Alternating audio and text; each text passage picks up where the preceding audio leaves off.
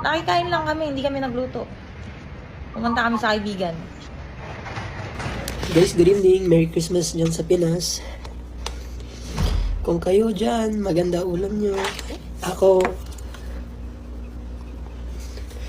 Tapos, gusto mong tumawag, ni isa walang sumagot. Naghihintay ako ng message sa pamilya sa Pilipinas. Ni isang Merry Christmas Okay wala ako lang. natanggap.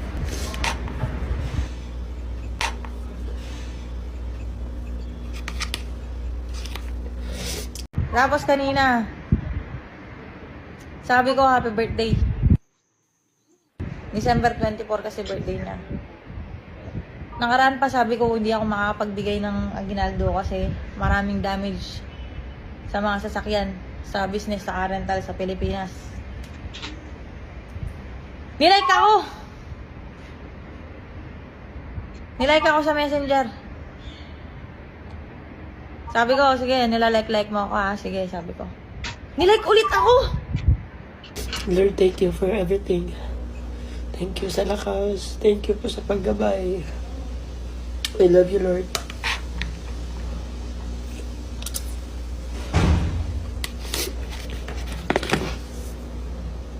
Parang obligasyon na yung pagbibigay aginaldo ngayon ha. Wala nang reason. Bawal na mag-reason na walang pera. Ni Merry Christmas nga, hindi ako nakatanggap na Merry Christmas eh.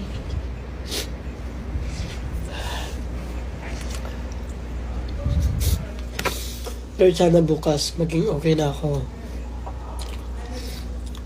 Thank you so much for everything, Lord. I love you. Merry Christmas sa'yo, Lord. Di nyo ba alam, nainggit kami dito. Kasi kayo dyan nagpa-party, masaya magkakasama. Eh, wala kaming kasama dito. Kami lang mag-isa. May trabaho kami.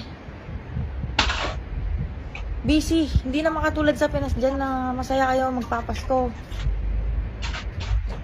Dito wala kanya-kanya. Swerte na akong may pamilya ka dito. Pag nasa ibang bansa ka, yung mga magkakasama. Oh, masaya, magsisimba ka. Mararamdaman mo yung Pasko. Pero, nakakainis eh. Pera-pera na lang. Hirap, no?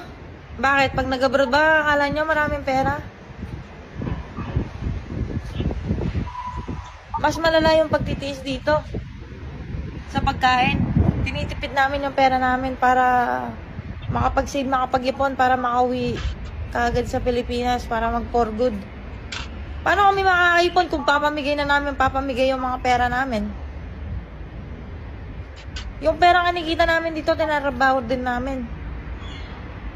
Kaya sa amin, minsan di mo maiiwasan magiging matigas na rin yung mga puso namin. Kasi kailangan. Kasi pinaghihirapan namin yung pera dito. Tinatrabaho namin, walang okasyon. Maraming tiis dito. Nakakainis eh, no? Na talaga. Makasora kayo. Manggiligit ko. Para king Aguinaldo, kakanyang kayo.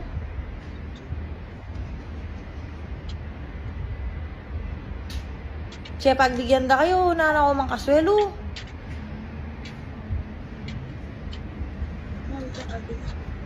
Watang yada ko ha, pagbigyan, masakit ko palug. Ne? Pinagbibigyan mo sila, pag di mo na pagbigyan, masama pa yung loob sa'yo. Ba't ganon?